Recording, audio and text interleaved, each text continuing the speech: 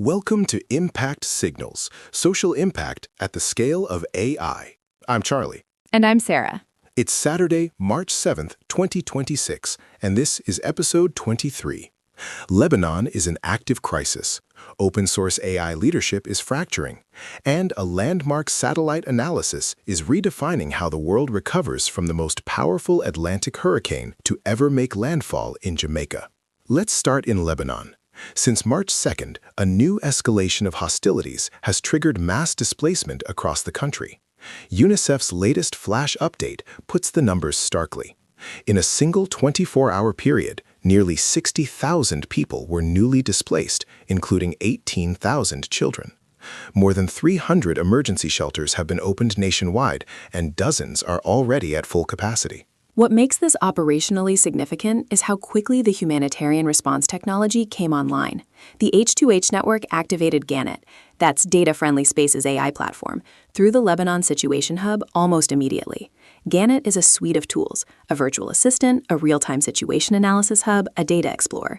It synthesizes situation reports, displacement data, and logistical information so coordination teams don't have to manually process hundreds of documents during the most critical response hours. And this isn't experimental. Gannett has been deployed in Sudan and after Hurricane Beryl. Practitioners who haven't used it can access the Lebanon Situation Hub through h2h-network.org. IOM's displacement tracking matrix is also running its mobility snapshot in Lebanon. That's real-time countrywide displacement monitoring through dtm.iom.int/Lebanon. The scale here demands digital tools. We're talking about a country that's experienced this kind of mass mobilization before, over 900,000 displaced in October 2023. The infrastructure for AI-assisted tracking exists. The question right now is speed of access and data quality. For field teams in Lebanon, Gannett is live, DTM is live, UNICEF is mapping shelter locations against water network connectivity. Use those feeds. Moving to recovery, and this is a story that matters for practitioners thinking about the full disaster management cycle. This week, the World Meteorological Organization officially retired the name Melissa from the Atlantic hurricane naming list. The replacement? Molly. The reason? Hurricane Melissa struck Jamaica as a Category 5 on October 28th last year, the strongest landfalling hurricane in Jamaica's recorded history. More than 90 people were killed. Estimated losses are between $8.8 and $12.5 billion, depending on the assessment. The WMO statement included something important for our listeners. They explicitly noted that accurate forecasts and early action prevented even greater losses. That's the AI early warning system validation playing out in an official retrospective. The forecasts worked. The anticipatory systems worked. People survived who would not have otherwise. Now we're in the recovery phase, and that's where the scale of the challenge becomes visible. The UN Development Program ran an AI-based debris estimation model combined with UNOSAT and Copernicus satellite data. The result? 4.8 million tons of debris across western Jamaica. That's the equivalent of 480,000 standard truckloads, covering roads, blocking schools, cutting off clinics and markets. UNDP's AI model also estimated that up to 32,500 people may still be internally displaced. The Jamaican government has just moved into a new phase, house-to-house assessments by the Ministry of Labor and Social Security. What practitioners should take from this is that the debris quantification methodology, AI model plus satellite, is replicable. For any organization doing post-disaster recovery planning in small island developing states, the UNISAT methodology is documented and publicly available. From South Asia, UNICEF India and Niti Aayog, India's apex public policy institution, signed a statement of intent this week to deploy AI-powered health monitoring in India's so-called aspirational districts and aspirational blocks. These are regions the government has identified as having the greatest developmental deficits, roughly 100 million people. The core mechanism is real-time data monitoring and digital dashboards tracking stunting and wasting at the block level.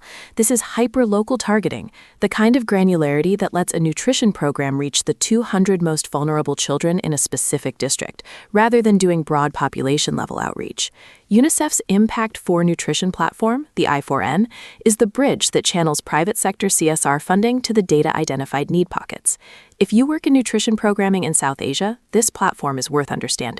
Now, a story that should be on every NGO communications director's radar. The University of East Anglia released a report this week called Artificial Authenticity. The finding, 1 in 3 images depicting poverty in charity communications are AI-generated. More than 10% of those synthetic images are circulating without any transparency label. The researchers used the phrase reality apathy, the risk that donors begin disengaging from real humanitarian crises because they can no longer trust that what they're seeing is real.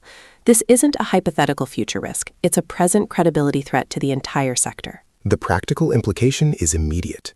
If your organization uses AI image tools for fundraising or campaign materials, you need a disclosure protocol, now, before regulators impose one. The EU AI Act's transparency requirements and UK FCA expectations are moving toward mandatory labeling of synthetic media. Getting ahead of this is both an ethical obligation and a risk management move. The full report is via the University of East Anglia and Civil Society Media. And I'd add, this isn't just a comms team problem. Program teams that rely on AI-generated imagery for needs assessments or community communications face the same credibility risk. The sector-wide credibility pool can be drained by any organization's bad practice. Our first cued story today. There's significant turbulence at one of the world's most used open-source AI projects. Junyong Lin and Yu Bowen, the lead and co-architect of Alibaba's Quinn model series, have resigned. This is the third senior leadership departure from Alibaba AI in 2026. The numbers here are significant. Quinn has over 400 model variants and more than 1 billion downloads globally. Many of the AI tools that humanitarian organizations use in low connectivity, low resource environments, translation tools, agricultural advisory systems, health chatbots in South and Southeast Asia, are built on Quinn open weights precisely because they're free, performant, and available offline. What does this mean operationally? In the short term, existing models don't disappear, but maintenance cadence, safety update cycles, and enterprise support are all uncertain. Organizations building on Quinn weights should assess their risk posture. This week, the Allen Institute for AI, AI2, released a new open model called Olmo Hybrid, a 7 billion parameter model with twice the data efficiency of previous open models and strong benchmark results. It's worth evaluating as a Quinn alternative for resource-constrained deployments. The broader pattern here is worth noting. We've seen leadership exits at several frontier AI labs in the past 6 months. The open-source AI ecosystem that humanitarian tech teams depend on is not immune to organizational instability. Diversifying your model dependencies, not relying on a single open-weight provider, is prudent infrastructure hygiene at this point. Our second cued story is for practitioners who care about the AI plumbing that makes their information management tools work. A research paper published this week, Moose Star, on Archive, demonstrates something that could significantly improve the performance of AI-assisted knowledge systems in humanitarian operations. The technical problem it solves is multi-hop retrieval. When a system needs to answer a complex question that requires synthesizing information from multiple sources across multiple reasoning steps. Think of a field coordinator asking an AI system, what are the current shelter gaps, road access issues, and water availability in eastern Lebanon? And what resources are within a 50-kilometer radius?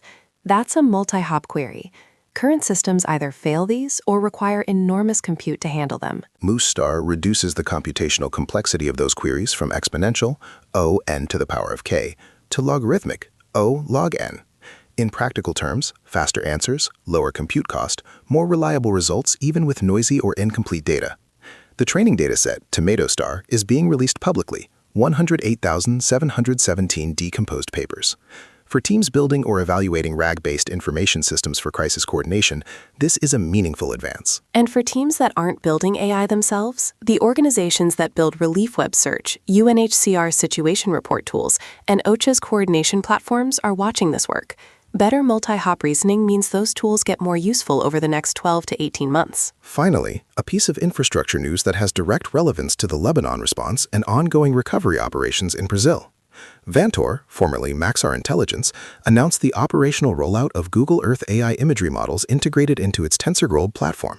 The headline number, damage assessment time reduced from days to minutes. What's significant for humanitarian practitioners is that this works in air-gapped, disconnected environments, conflict zones where the internet is unreliable or shut down entirely. The system does automated road accessibility mapping and building destruction assessment from satellite imagery. For teams doing needs assessments in active conflict zones, Lebanon right now, Ukraine over the past several years, the gap between satellite image taken and actionable damage data available has been a persistent bottleneck. This directly addresses that bottleneck. Finally, a few dates for your calendar. The Humanitarian Networks and Partners Week in Geneva moves to its in-person phase on Tuesday, March 10th, running through the 12th at the CICG. If you're in Geneva, that's 3 days of humanitarian coordination sessions with UN agencies, NGOs, and private sector. AI and data systems are on the agenda. On April 7th through 9th, the AAAI Spring Symposium's AI plus HADR track convenes at the Hyatt Regency near San Francisco Airport in Burlingame. Robin Murphy's Community. This is the Practitioner-Researcher Bridge event, intimate format, real deployment retrospectives.